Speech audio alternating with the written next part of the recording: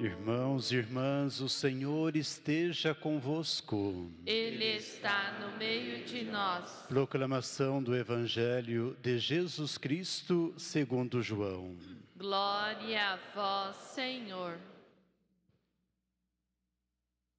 Ao anoitecer daquele dia, o primeiro da semana, estando fechadas por medo dos judeus, as portas do lugar onde os discípulos se encontravam, Jesus entrou e, pondo-se no meio deles, disse: "A paz esteja convosco."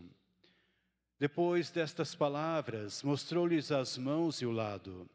Então os discípulos se alegraram por verem o Senhor. Novamente Jesus disse: "A paz esteja convosco. Como o Pai me enviou, também eu vos envio." E depois de ter dito isto, soprou sobre eles e disse: "Recebei o Espírito Santo. A quem perdoardes os pecados, eles lhes serão perdoados. E a quem os não perdoardes, lhes serão retidos." Tomé, chamado Dídimo, que era um dos 12, não estava com eles quando Jesus veio. Os outros discípulos contaram-lhe depois: "Vimos o Senhor." Mas Tomé disse-lhes: "Se eu não vir a marca dos pregos em suas mãos, se eu não puser o dedo nas marcas dos pregos, e não puser a mão no seu lado, não acreditarei." 8 dias depois, encontravam-se os discípulos novamente reunidos em casa, e Tomé estava com eles. Estando fechadas as portas, Jesus entrou, pôs-se no meio deles e disse: "A paz esteja convosco." Depois disse a Tomé: "Põe o teu dedo aqui e olha as minhas mãos. Estende a tua mão e coloca no meu lado. E não sejas incrédulo, mas fiel." Tomé respondeu: "Meu Senhor e meu Deus." Jesus lhe disse: "Acreditaste porque me viste? Bem-aventurados os que creram sem ter visto." Jesus realizou muitos outros sinais diante dos discípulos, que não estão escritos neste livro, mas estes foram escritos para que acrediteis que Jesus é o Cristo, o Filho de Deus, e para que, crendo, tenhais a vida em seu nome. Palavra da salvação. Glória a vós, Senhor.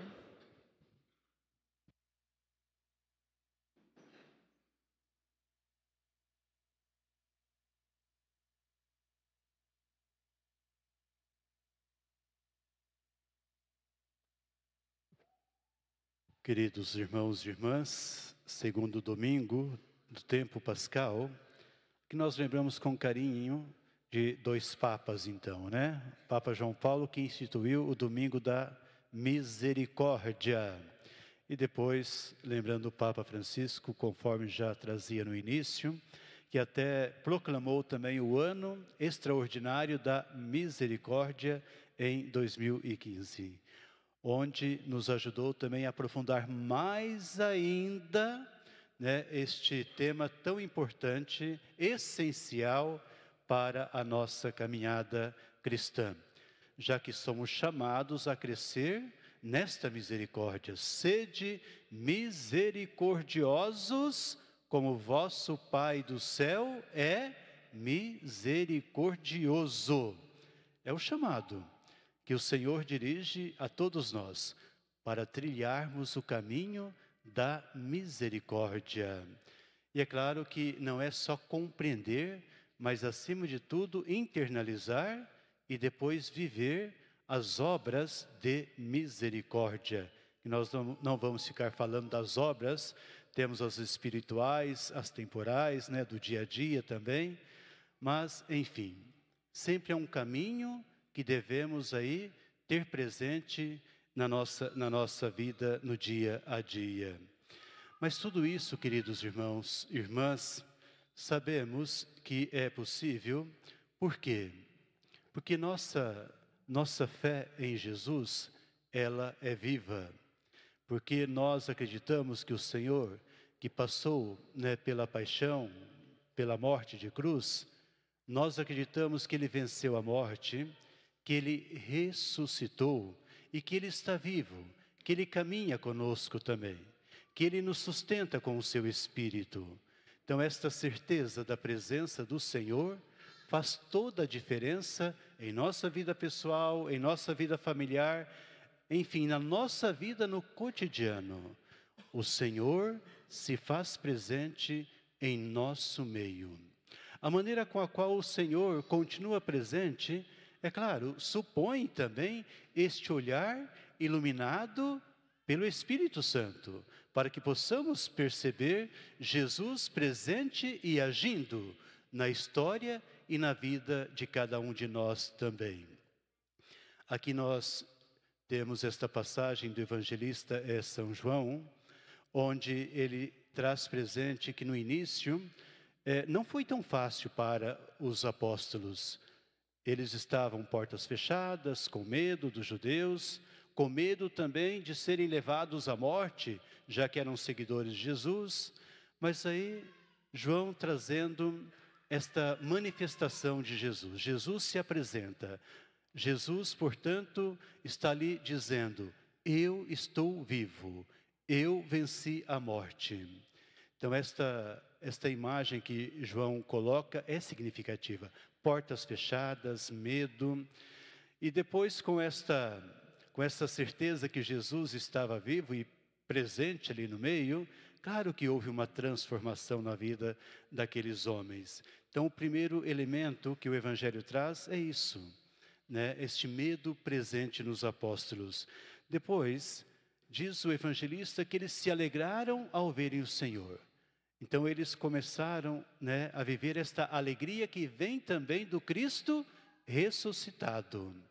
E depois, outra imagem que para nós é significativa, esta de Tomé, que não acreditou no testemunho, não acreditou na palavra e foi chamado a atenção por isso.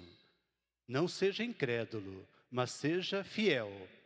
E bem-aventurados, Tomé, aqueles que não precisam ficar vendo, tocando aí, para acreditar. Aí nós nos incluímos, porque nós não precisamos de sinais assim, de ficar vendo, tocando. Nós acreditamos. Então, bem-aventurados, felizes são aqueles que não precisam de sinais extraordinários para acreditar que eu estou vivo, que eu estou presente, que eu estou agindo aqui e agora também. Bom, queridos irmãos e irmãs, quando nós vamos aí, é claro, vendo as outras leituras, percebemos como que esta fé, esta certeza, na presença viva de Jesus, sustentou a vida de cada apóstolo. Olhando a primeira leitura, esta imagem, que para nós é muito significativa, Atos dos Apóstolos, porque agora são os apóstolos que estão realizando muitos sinais também, que estão anunciando, que estão atraindo tantos fiéis em torno de si. Diz ali que muitos se reuniam no pórtico para juntar-se a eles.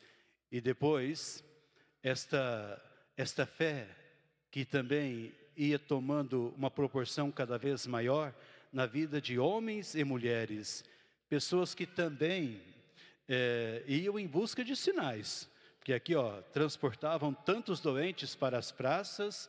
Essa é uma busca de sinais. Nem todos aqueles que eram curados se tornavam discípulos de Jesus. É interessante isso. Mas para dizer que Jesus, Ele está agindo, presente ali por meio dos apóstolos. Então, esta imagem que a leitura traz, que Pedro e os demais estavam realizando, é sinal que Jesus agora age por meio deles. Até esta imagem aqui, olha. Muitos ficavam ali perto para que quando Pedro passasse, ao menos a sua sombra tocasse sobre eles. nos reporta a Jesus. Ou seja, Pedro e os apóstolos agora, eles estão revestidos deste mesmo poder, mas é o próprio Jesus, portanto, que continua presente e agindo. E esta certeza da presença de Jesus, sabemos também que sustentou estes homens nas maiores provações possíveis, nas maiores tribulações, porque eles sofreram muito, mas aquela paz que Jesus derramou no coração não foi arrancada. Nenhum sofrimento, nenhuma prisão tirou aquela paz que foi derramada em cada coração dos apóstolos, que é a presença do próprio Cristo. Aí nós temos, na segunda leitura, o próprio João evangelista dizendo que por causa da palavra, por causa de Jesus, portanto, por causa do testemunho que ele deu de Jesus, ele estava sofrendo. Sofrendo no sentido de ser preso. Foi levado para uma ilha chamada Pátimos, preso. Mas mesmo assim, naquela situação, nós aí contemplamos este homem revestido de uma graça especial.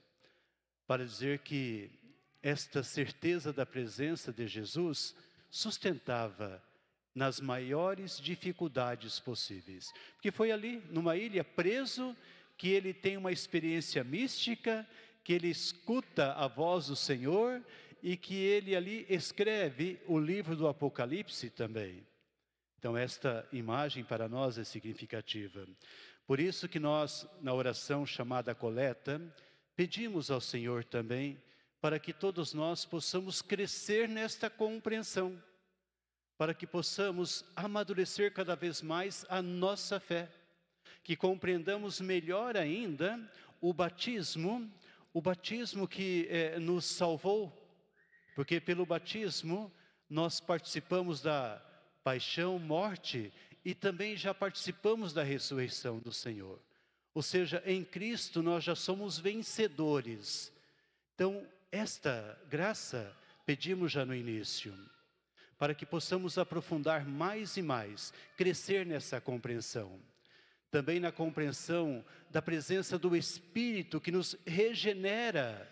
E de fato o Espírito Santo, ele está sempre agindo, ele está sempre regenerando a vida de cada um de nós, nos restaurando, nos renovando, nos fortalecendo, em nossa caminhada também.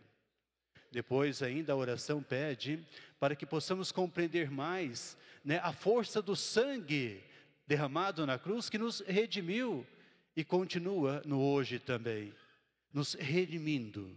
Esta é a certeza que nós temos.